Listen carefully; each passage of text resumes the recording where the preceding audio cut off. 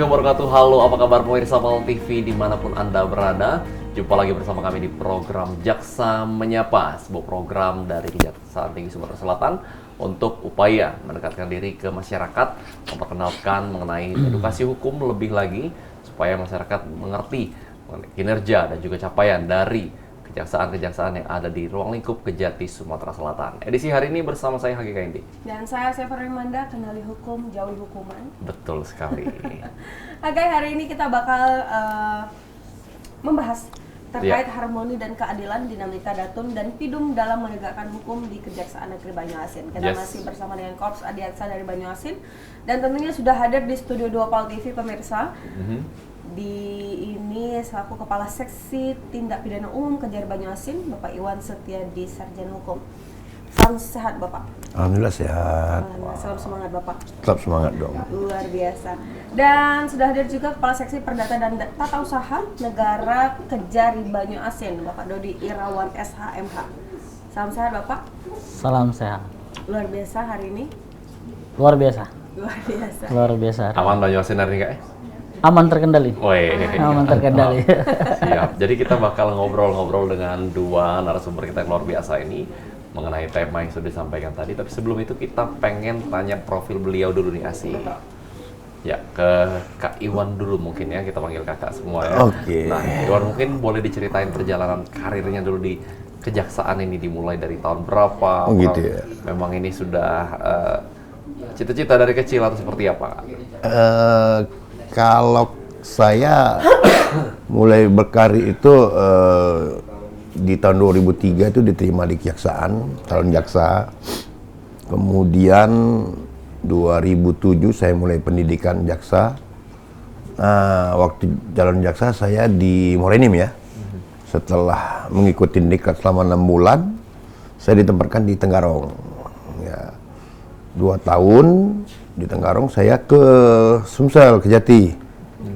Ya Kejati, kemudian saya ke Jakarta Barat. Jakarta Barat mulai menjadi Kasipidum di Pagar Alam. Kemudian ke Sukabumi, Sipitsus, kelilinglah ke Aceh, kemudian ke Lampung. Setelah Lampung di Tanggamus ke Metro, ke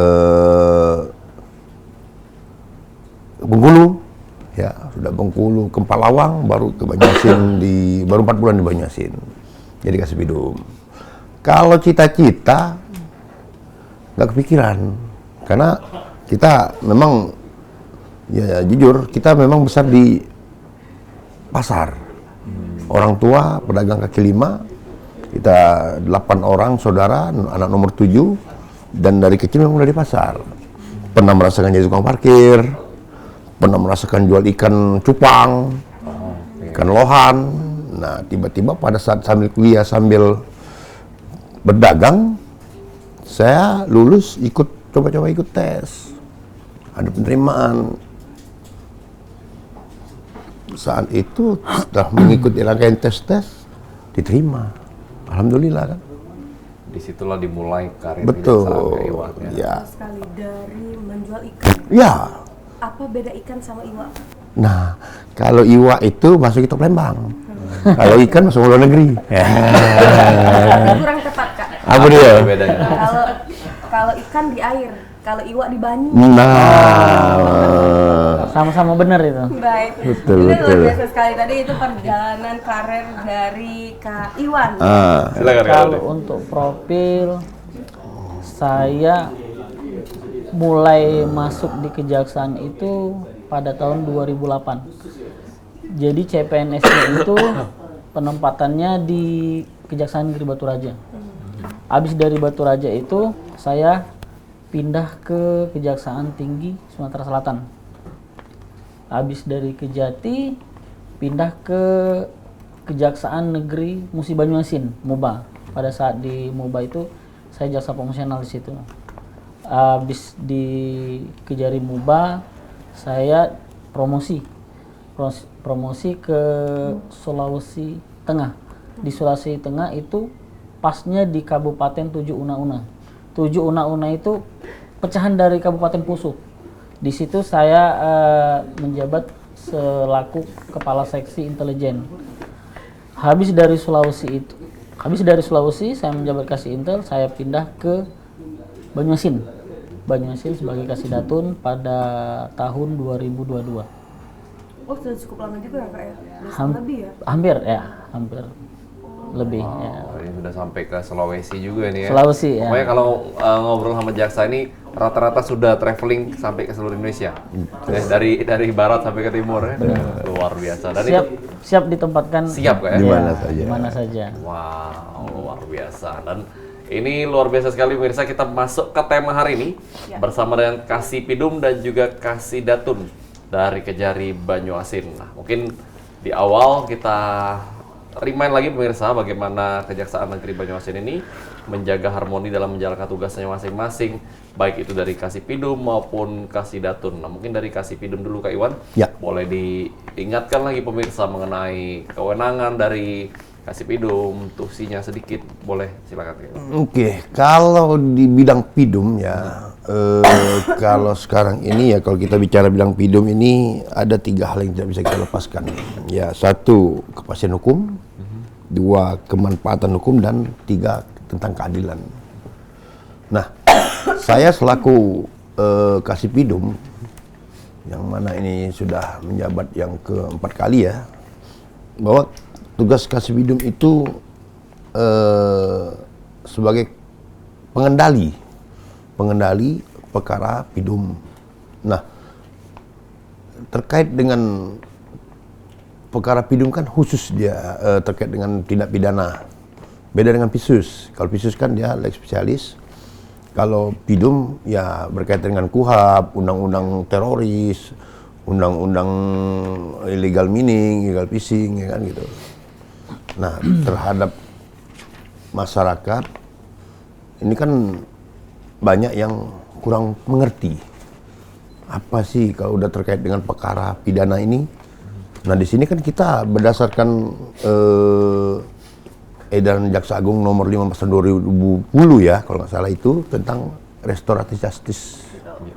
Nah, kebanyakan masyarakat itu pada saat sudah bersentuhan hukum itu bingung apakah harus menjalani tindak pidana atau gimana. Nah, sekarang kita sudah bekerja sama dengan Datun, dengan Intel untuk mensosialisasikan terus terkait dengan RJ. Kan ini program Jaksa Agung ya, termasuk juga programnya Pak Kajati Sumsel.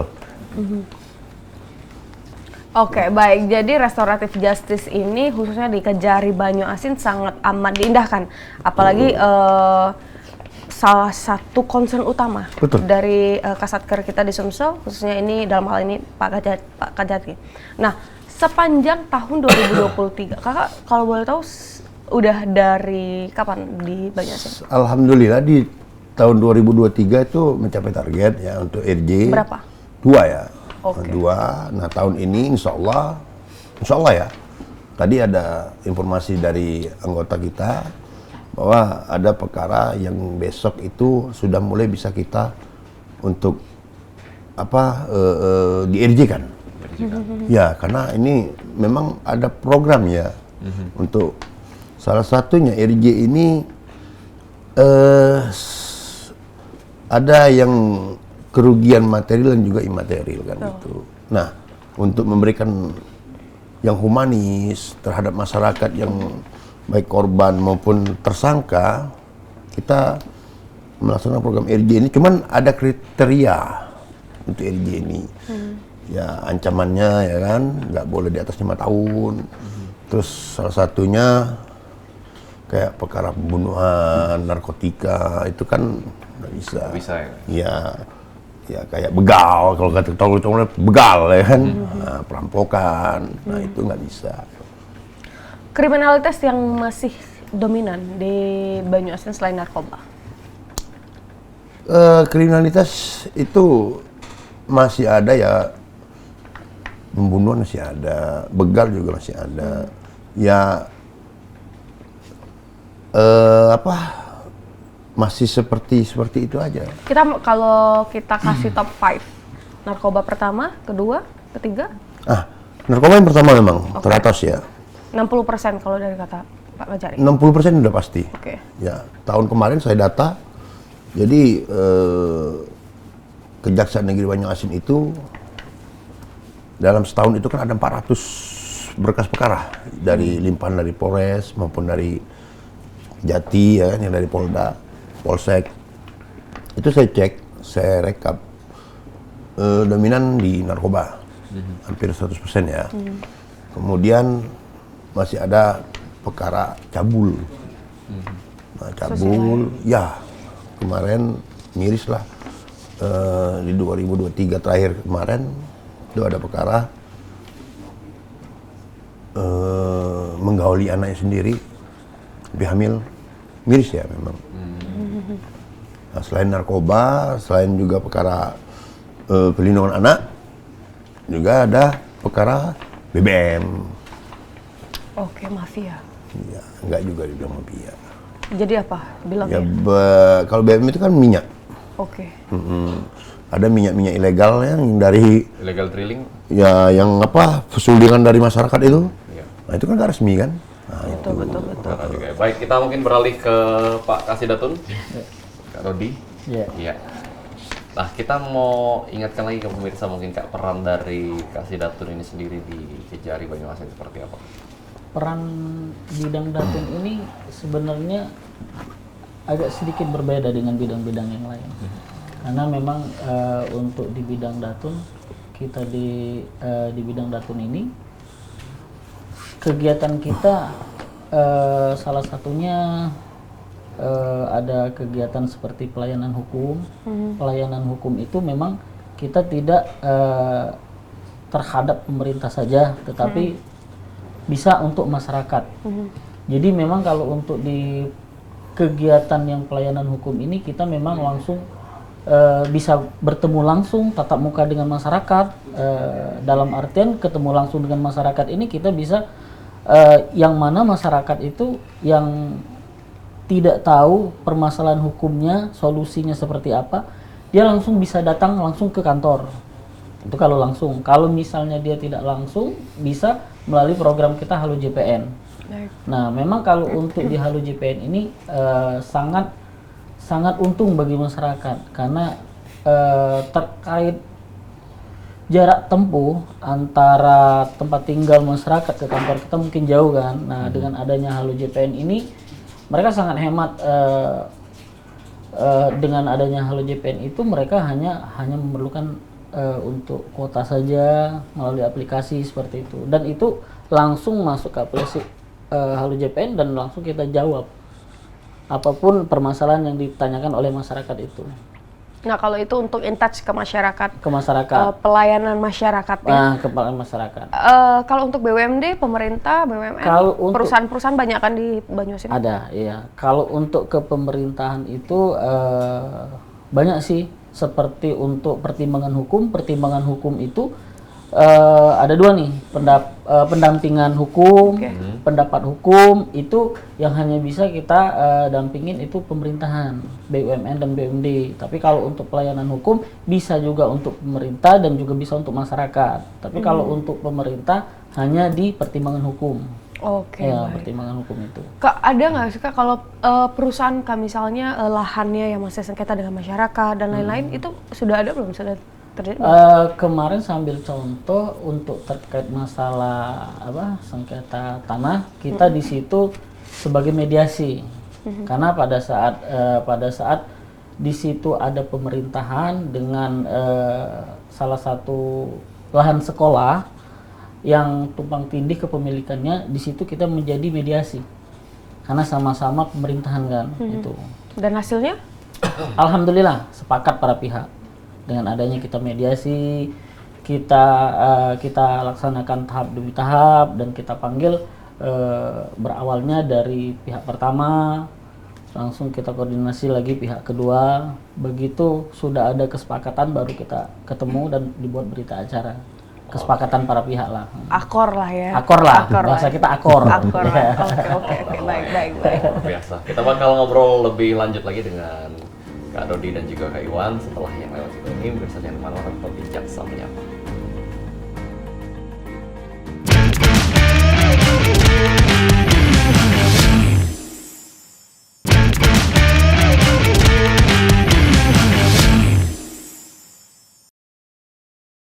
Terima kasih pemirsa, masih bersama kami di Jaksa Menyapa. Kami masih bersama dengan Korps Adiaksa dari Banyuasin, masih bersama dengan Kak Iwan Setiadi, Kasih Pidum Kejari Banyuasin, dan juga Kak Dodi Irawan dari Kasih Datun Kejari Banyuasin. Baik, Kak Iwan dan juga Ya. Kak Dodi.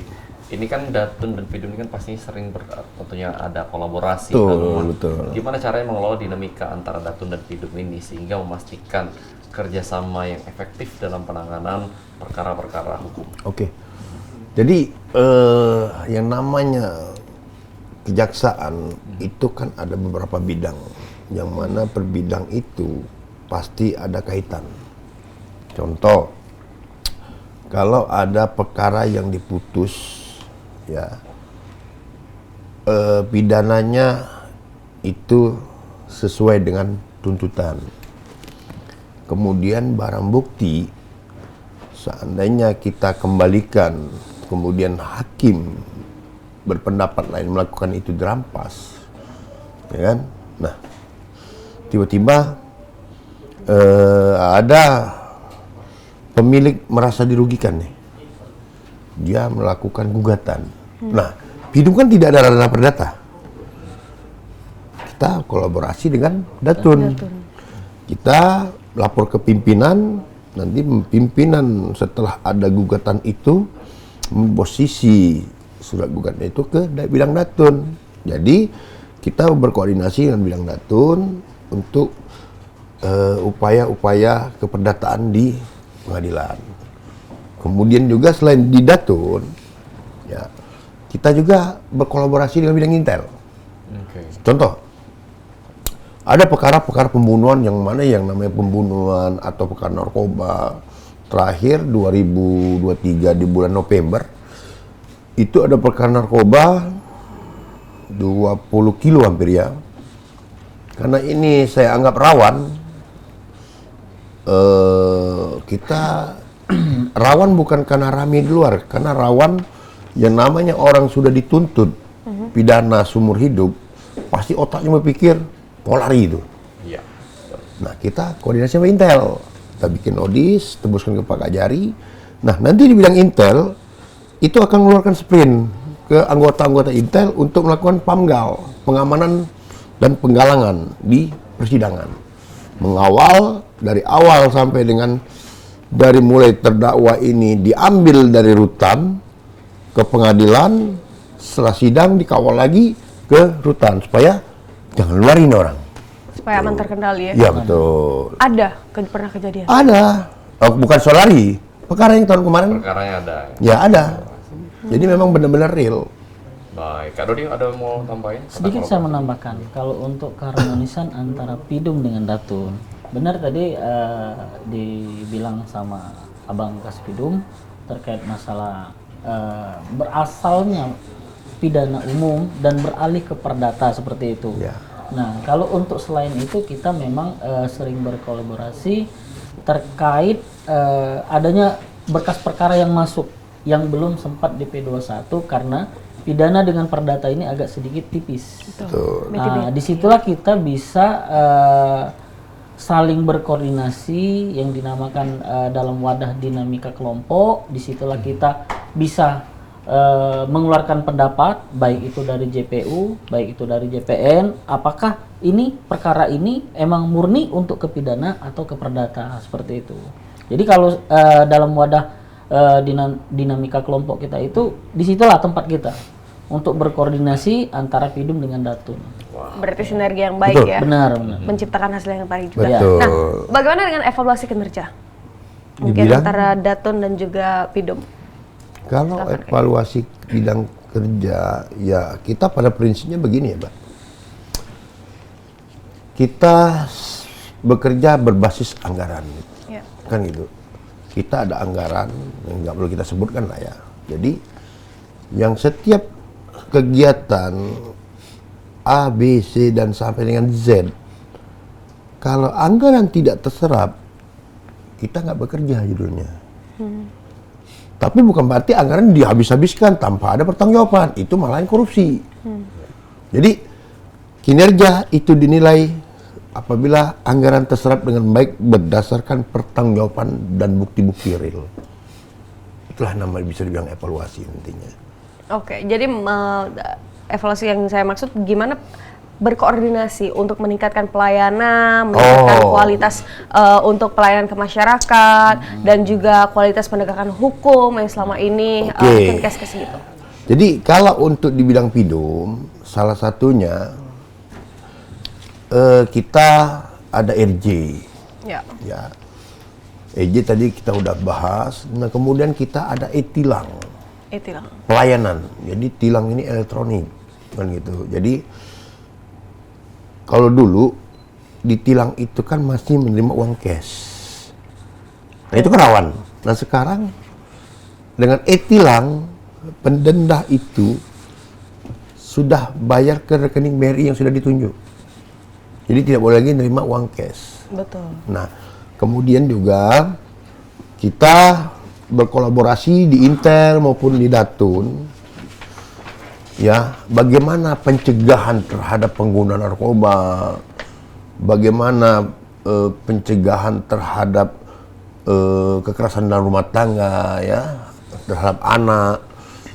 Nah, nanti kita berkoordinasi sama bidang Intel ataupun Datun, kita ikut dari narasumber ke desa-desa untuk mensosialisasikan program-program kita yang ada. Betul, Mbak. Memberikan literasi juga ya ke masyarakat. Betul, ya. Jadi supaya masyarakat itu, oh, kejaksaan ini seperti ini sudah paradigmanya. Betul. Sudah jauh berubah gitu loh. Iya, iya. Karena kami menganggap jangan sampai masyarakat itu menganggap kejaksaan itu kayak sarang macan.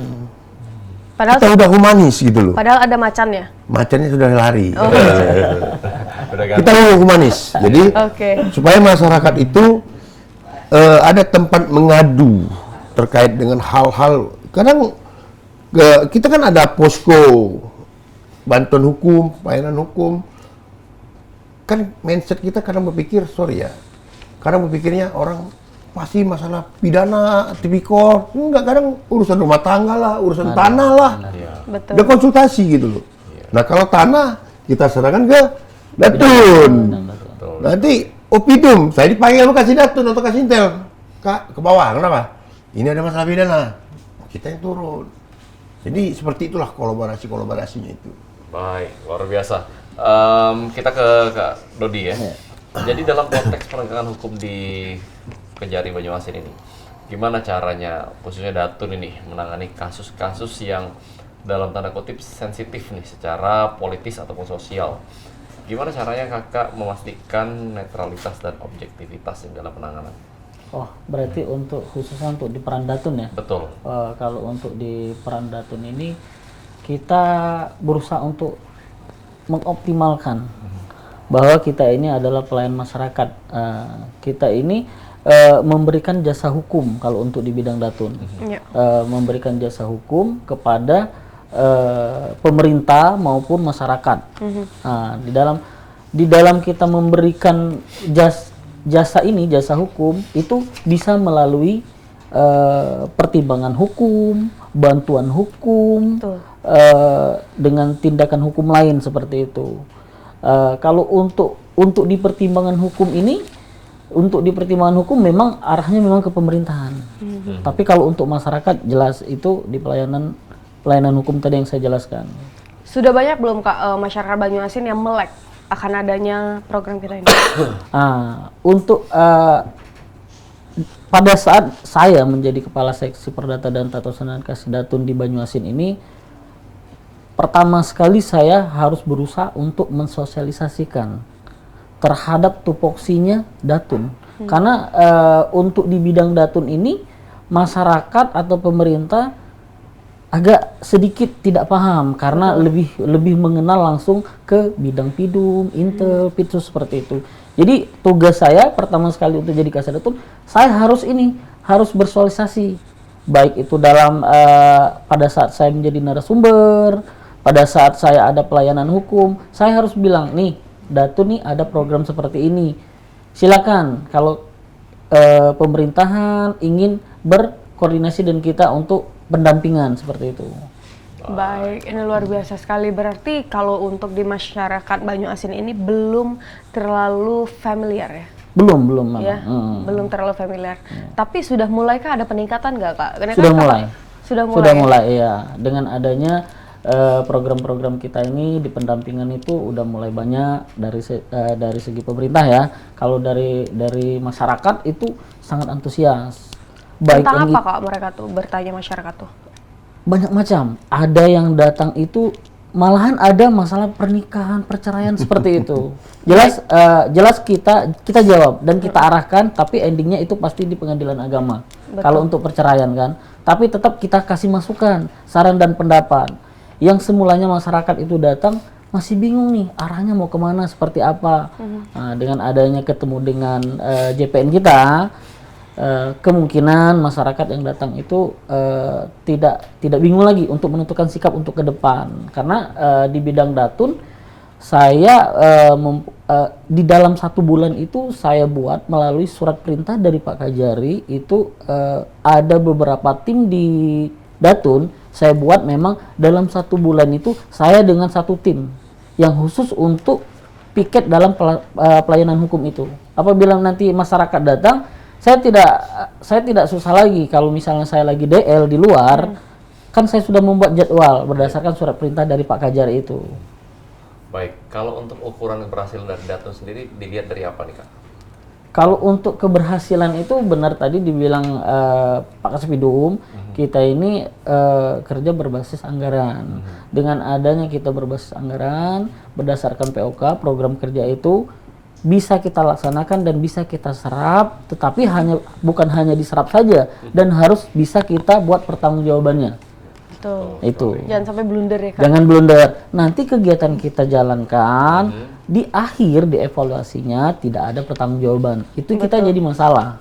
Betul, setuju sekali. Nah, ini kan yang lagi familiar ataupun yang lagi hits adalah program dari Pak Kajati mengenai pembuatan akta lahir dan juga KIA. KIA benar Iya. ya. Itu sepertinya lebih banyak intens di Datun. Di Datun. Seperti apa tuh tanggapan dari? Sebenarnya kalau untuk program itu tematik itu memang benar itu programnya dari Pak Kajati. Masuk kalau tidak salah itu di program WBK, Bang ya. betul. Nah, jadi memang secara tidak langsung sebenarnya itu para kasih dilibatkan semua, tapi memang dalam hal ini memang langsung di bidang Datun, yang dalam hal ini Asdatun memerintahkan kita di seluruh Kejaksaan Negeri Banyuasin sesumsel ini untuk mendampingi. Nah ini karena ranahnya di pemerintahan, ini masuknya di pendampingan tadi. Kan pertimbangan tadi kan ada 2 nih, ada pendampingan hukum, ada pendapat hukum. Nah dalam hal KIA dengan akta ini masuk di ranahnya pendampingan hukum. Yang dalam hal ini pendampingan hukum ini yang bermohon di sini dinas sosial untuk didampingi dalam rangka pencetakan KIA dan akta.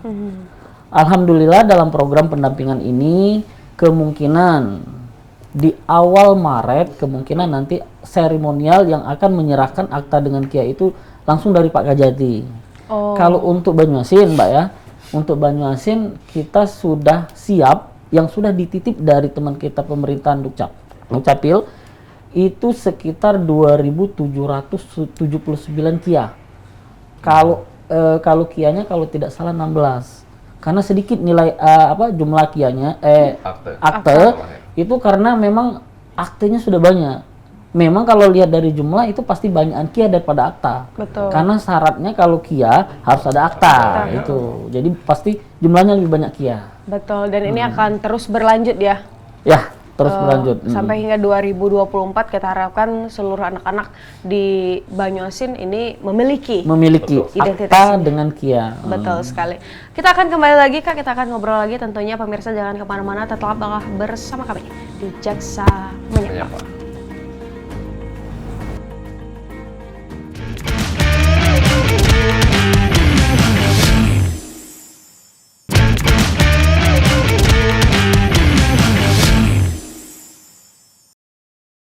Baik, terima kasih Mang Cek Bice, pemirsa Pal TV yang masih setia menonton Jaksa Menyapa. Tentunya edisi kali ini kita bersama dengan kawan-kawan dari Kejaksaan Negeri Banyuasin dan telah hadir bersama kita Pak Kasbidum dan juga Kasih Datun. Oke, nah setelah tadi penasaran gimana sih tantangannya ya kalau di Banyuasin tuh kan banyak perairan.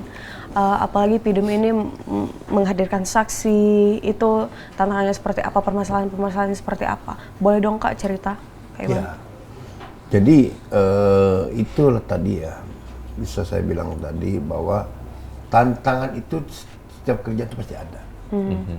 Namun memang sudah tupoksinya seorang jaksa, apabila berkas sudah dinyatakan P21 itu sudah dilimpah ke pengadilan, saksi itu wajib untuk dihadirkan. Tuh. Nah, bagaimana caranya saksi itu dihadirkan ya untuk memberikan keterangan? Karena kalau saksi nggak hadir itu perkara bisa bebas, karena kan nggak mungkin kita limpah berkas tanpa ada saksi. Nah, tantangannya alhamdulillah selama saya di Banyuasin kurang lebih 4 bulan, yang mau dia di daerah perairan, mau dia di daerah jauh, ya kita apabila sidangnya itu di hari Kamis, hari Senin kita udah melakukan pemanggilan. Kita minta bantu, kolaborasi kan. Nanti kalau seandainya Pak Dodi kenal dengan Pak Desa ini, tolong kirimkan, ya namanya sudah digitalisasi toh. Tolong panggilkan undangan untuk saksi. Dan masyarakatnya kooperatif. Alhamdulillah. Kadang kasih intel, kita minta bantu untuk panggilkan. Ya karena kadang juga kita minta bantuan ke Polsek, Polres. Jadi Sejauh ini tidak ada perlawanan? tidak ada. Alhamdulillah koordinasi kita yang baik kita di antara institusi kejaksaan dan juga partner kita di kepolisian. Nah, kalau dari Kak Dodi sendiri Kak, ini untuk mengumpulkan kartu ini dan juga mengumpulkan data-data ini, bagaimana Kak tantangannya Kak? Kalau untuk tantangannya pasti ada. Karena kemarin pada saat kita untuk pengumpulan data dan dibantu dinas sosial dengan dinas pendidikan. Karena kalau untuk data yang kita dapat dari dinas sosial itu, kita dapat data dari panti asuhan. Baik. Ternyata program untuk pencetakan KIA dengan akta ini memang dari Kabupaten Banyuasin ini sudah jalan dari tahun sebelumnya. Ya, jadi sudah jalan itu berarti kami kesulitan untuk mendapatkan data-data anak itu yang belum dicetak KIA dengan aktanya. Tetapi setelah kami libatkan dinas pendidikan, ternyata di situ anak-anak yang mulai dari PAUD, SD dengan SMP itu ternyata masih banyak.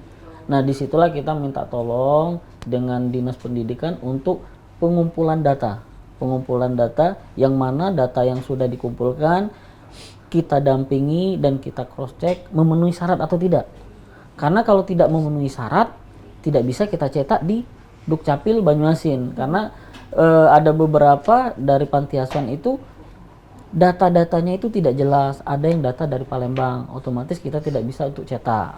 Nah, itu salah satu kendalanya. Tapi walaupun anak tersebut di panti asuhan Banyuasin. Makanya harus kita rincikan dulu ini data-data baik dari dinas sosial maupun dari Dukcapil. Tapi kalau yang sudah ready di kantor, yang sudah dititip itu sama kita, yang akan diserahkan nanti seremonial dari Pak Kejati itu sudah fix datanya, sudah fix itu. Sudah dan fix, siap ya? untuk diseremonialkan dari Pak Kejati nanti. Oke, baik. Nah, triwulan pertama 2024 Kak Iwan, kita dihebohkan dengan fenomena Cinderella di Banyuasin. Ya, ini kalau kita lihat berani sekali. Nah, bagaimana Kak impact-nya? Saya bukan membahas Cinderella-nya pada saat itu, tapi impact-nya itu gimana? Jadi gini, terkait dengan Cinderella, ya ini juga saya menghimbau ya, bahwa ada sedikit kesalahan dari pelaksana kegiatan acara hajatan. Salah satunya, ini saya dapat informasi ya, salah satunya izin. Makanya saya himbau kemarin bahwa izinnya itu tidak ke pihak yang berwenang. Nah, kemudian ini sangat viral ya. Kemudian penyidik juga kemarin koordinasi kepada saya selaku Kasipidum, Pak Kasat langsung, bagaimana Bang gini-gini ya. Jadi kalau untuk case Cinderella ini sudah selesai, tapi di situ ada kelalaian. Nah makanya laki-lakinya itu dijadikan tersangka. Ya, yang saya tanyakan ini impact-nya Kak. Apakah dari fenomena ini yang sangat-sangat kita sayangkan ya. Ini kan mereka tuh lebih berani ya kalau kita lihat ya. Walaupun ada kan hajatan ini kan sangat-sangat menjadi salah satu budaya. Dan ini berani untuk melakukan itu di Ini bukan publik budaya, dan lain-lain. ya. Ini bukan budaya. Kalau budaya kita nggak ada kayak gitu. Hajatannya budaya. Hajatannya. Kalau hajatan iya. Iya, hajatan. Kalau kegiatan organ tunggal itu bukan budaya. Ini kan dampak daripada tanda kutip ya lah ya. Nah, jadi dengan kejadian ini seharusnya masyarakat itu lebih berhati-hati lagi. Gimana sinergi dengan institusi vertikal lain untuk mencari root-nya terkait hal ini? Ya, itu tadi kita paling mensosialisasikan karena ini bukan ranah kita masalahnya, kan Pidum. Ya kan? Paling yang berkompetensi itu di bidang intel nantinya. Cari akarnya ya Pak ya. Iya, karena kalau untuk terkait dengan tanda kutipnya itu bukan ranah kejaksaan, Betul. rekan kita kan gitu. Tapi kita lebih warning ya Nah, warning. dengan betul. adanya presiden ini.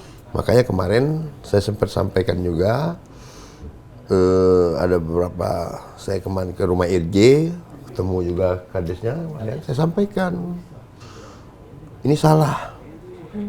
Ya, saya nggak mau panjang lebar terkait itu, dan masyarakat juga menerima bahwa jangan ada lagi Cinderella yang selanjutnya, Betul. kan gitu. Karena narkoba ini sudah ngeri sekarang. Iya ya. Ya, kalau kita tengok perkara yang di Banyuasin itu, satu hari itu bisa masuk SPDP itu 2, Dalam satu hari. 3, ya kan, lain-lain. Ini kan baru tertangkap lagi sebulan yang lalu itu kan, 2 minggu yang lalu ya kalau nggak salah ya. 27 kilo loh. Ya. Saya udah tunjuk jasanya, udah kita laporkan juga ke pimpinan. Wah, itu jaringan internasional. 27 kilo loh, Pak. Saya apresiasi lah rekan kita kan. Bisa menangkap itu Polres yang nangkap.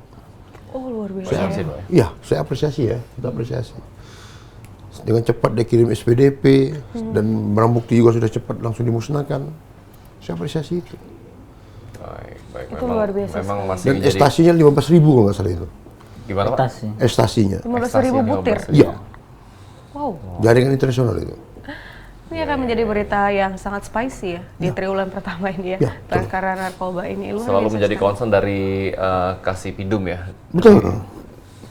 Makanya kita itu tadi, kita yang kan humanis. Iya. Kita juga tidak boleh, karena narkoba ini tidak selalu dia itu orang yang melakukan. Tuh. Dia juga ada korban.